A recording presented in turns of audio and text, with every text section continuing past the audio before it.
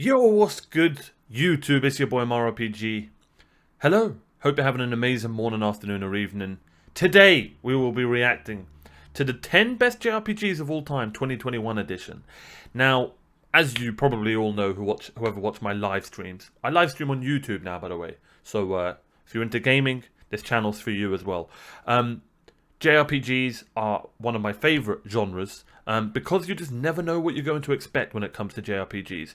I'd say my top 3 JRPGs of all time are probably Yakuza Like a Dragon, Dragon Quest XI, and Final Fantasy X. Jade Cocoon's on there as well.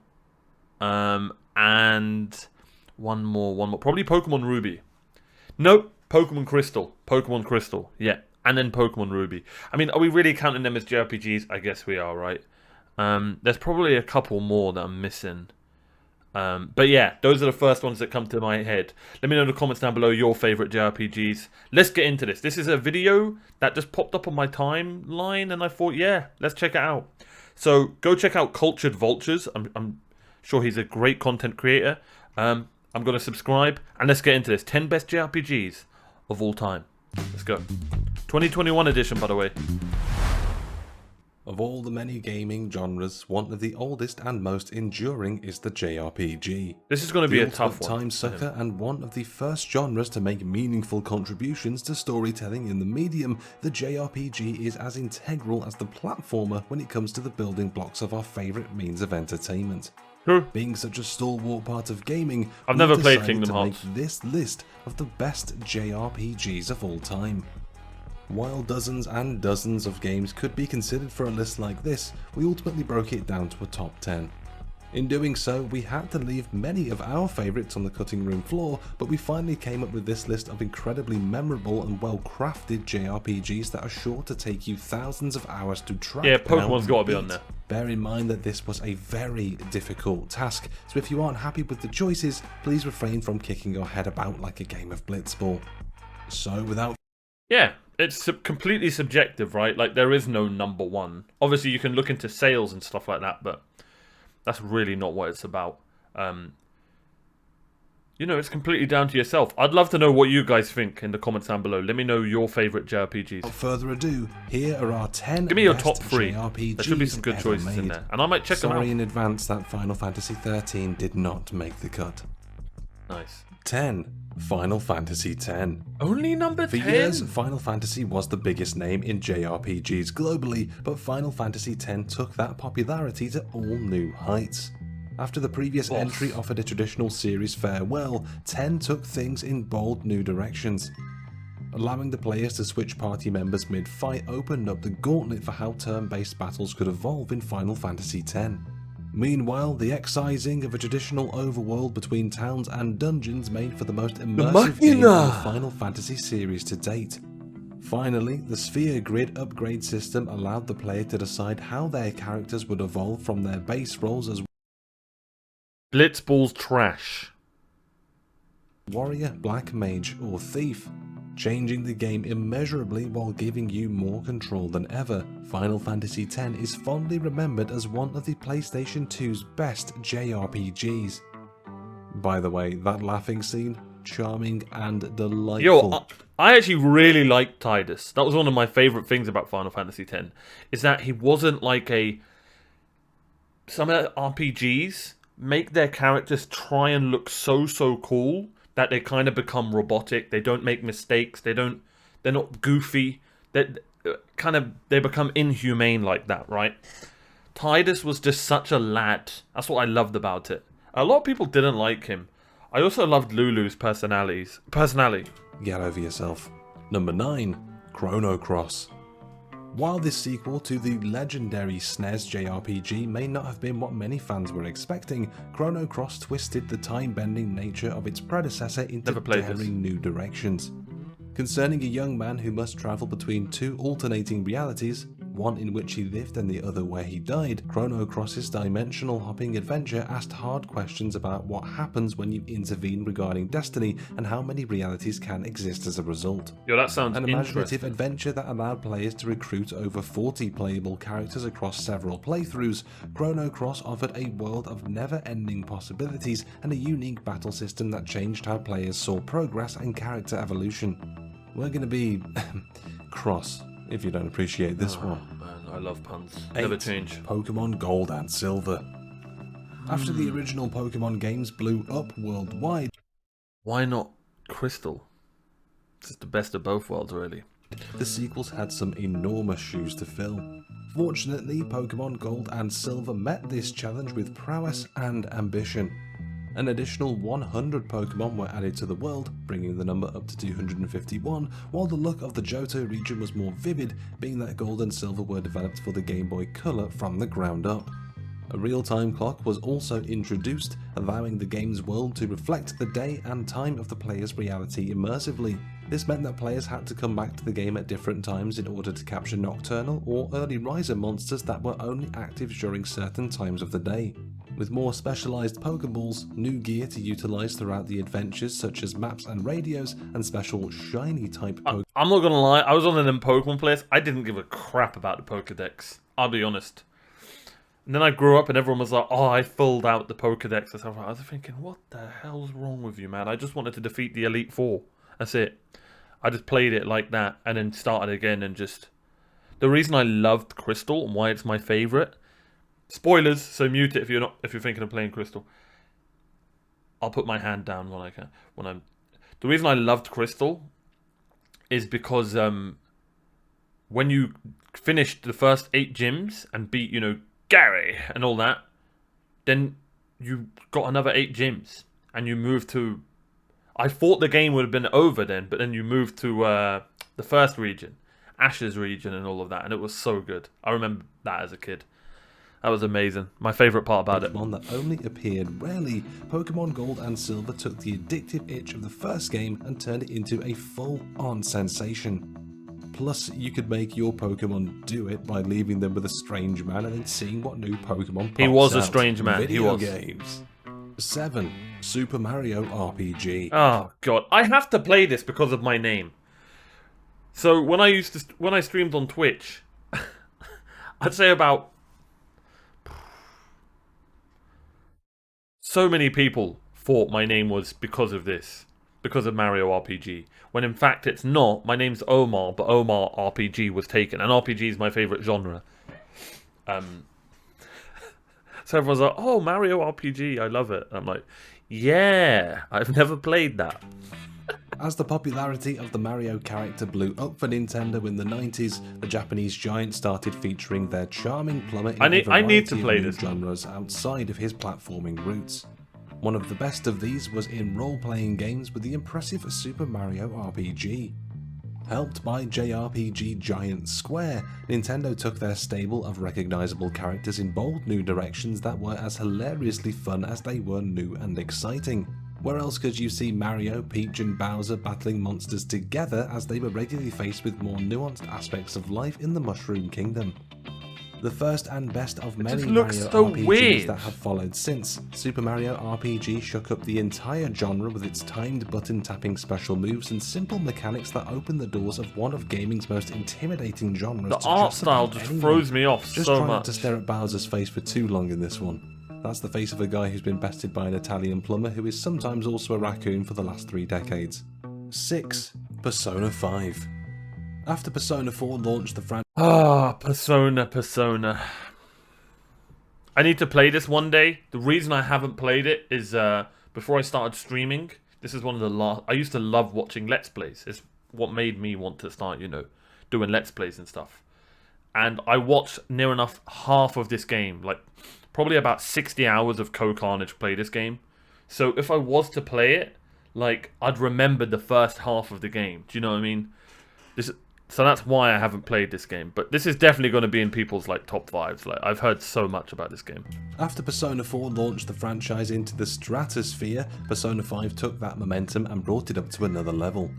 Stylized to the max and offering a level of visual fidelity that fans couldn't have dreamed of beforehand, Persona 5 became a mega hit that sold better than any other game in the franchise.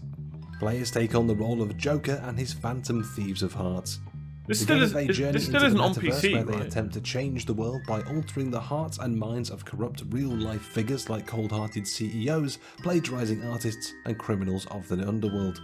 The royal version that followed included an entire third semester for its high school adventure and new characters, music, battles, and scenarios that enriched the games further.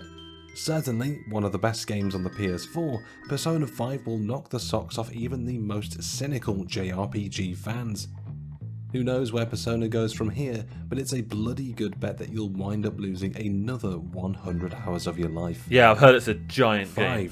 Final Fantasy VII. I never played Final Fantasy VII. The game that finally made RPGs cool to play. Final Fantasy VII's cyberpunk aesthetic and hip character design by Tetsuya Nomura took the Final Fantasy series from a success into an unbridled phenomenon. Boasting an ambitious look that melded 3 distinct artistic styles into a cohesive whole and somehow peppered in dozens of mini-games without losing its way, Final Fantasy VII featured iconic visuals that set it apart from anything else in the genre. I think I'm just going to play the Further, remake. It offered a material system that allowed character customization never before seen in any JRPG, let alone in the Final Fantasy series. An insane rogues gallery of villains and an adventure more extensive than any previously seen in the franchise only sweetened the deal even more, making Final Fantasy VII a staple in any JRPG collection.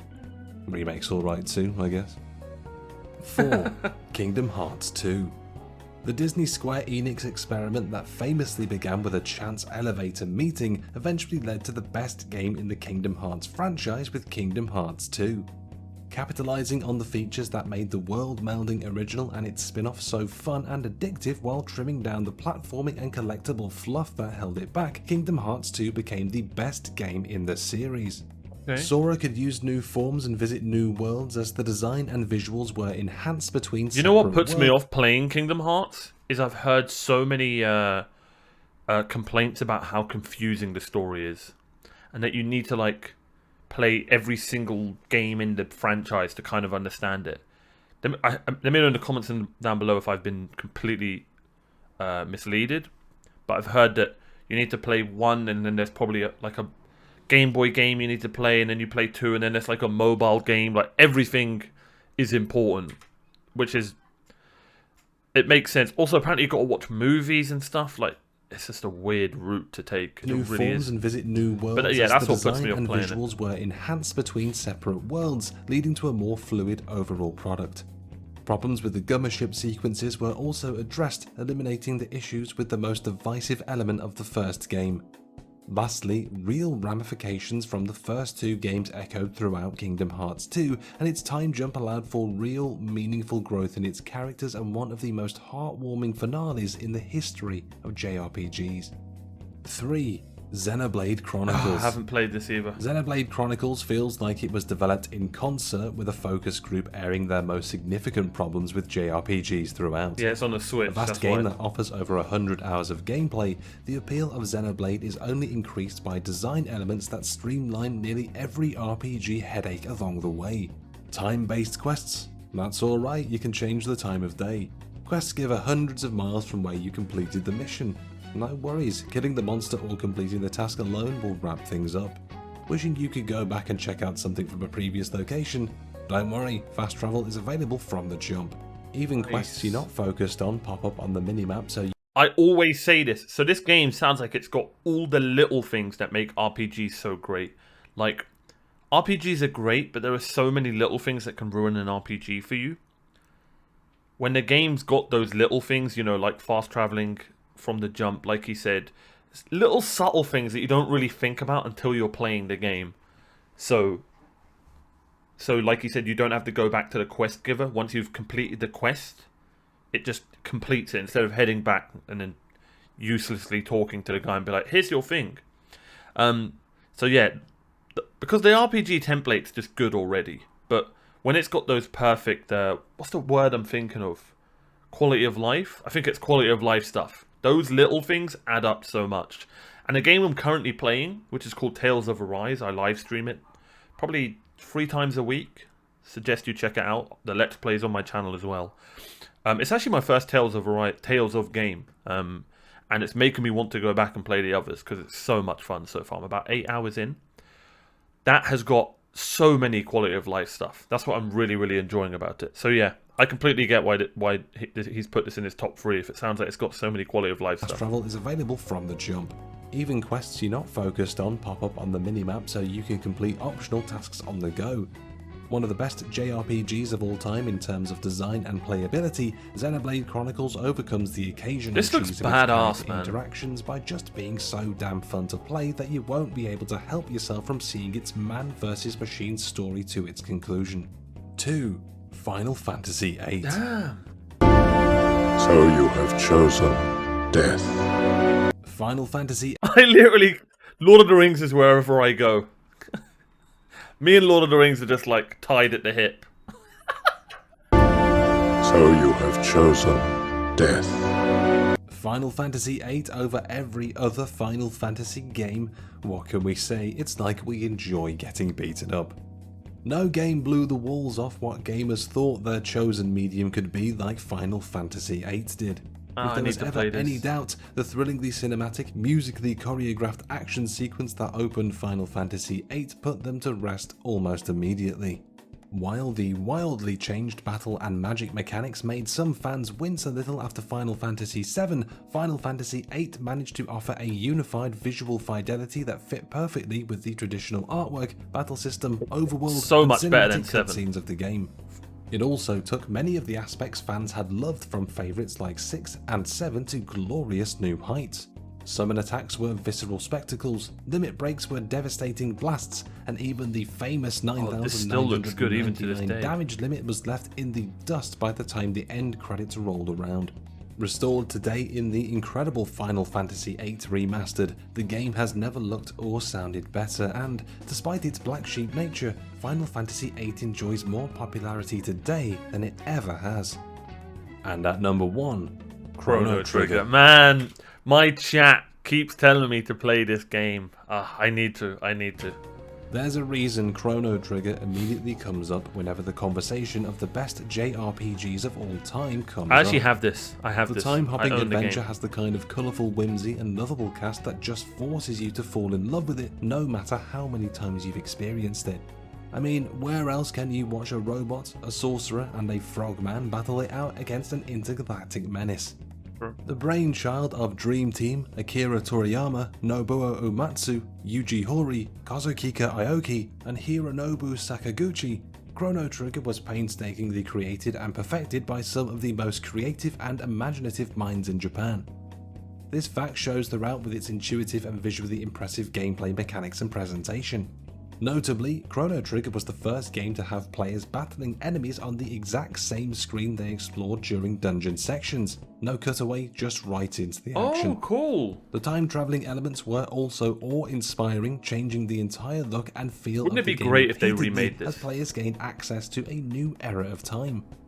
Finally, the New Game Plus option, another first for the medium, allowed you to replay the game from the start with all of your abilities, weapons, and knowledge from the end game carried over. This made seeking out Chrono Trigger's 17 different endings all the more exciting and accessible, adding further value to the package. The absolute cream of the crop of JRPGs, there are very few games that can even begin to compete with the boundary-breaking ambition and transcendent design of Chrono Trigger, even over 25 years later. And there you have it, there is our list of the 10 best JRPGs of all time. Did you agree or disagree? Sound off. I disagreed with some, but some of them, most of them I hadn't played. Don't forget also to check out culturedvultures.com for the... Definitely go and check out Cultured Vultures. That was a great video. Great video. Yeah. Let me know in the comments down below what you guys think. Let's see what his comments are saying. Good vid and solid list. Keep up the good job. My list. Yeah, you gotta have Dragon Quest 11 in there. Haven't played Valkyrie Profile. Haven't played that. Haven't played that. Haven't played that. Man, there are so many Final Fantasy games I need to play. How is no one putting Pokemon Crystal on there? Like, come on, Pokemon Crystal is an amazing game. Anyway, hope you guys enjoyed the video. It's good to be back. Thank you so much for watching. Be sure to like the video, subscribe if you want to, and I'll see you guys next time. Thanks for being you. Bye-bye.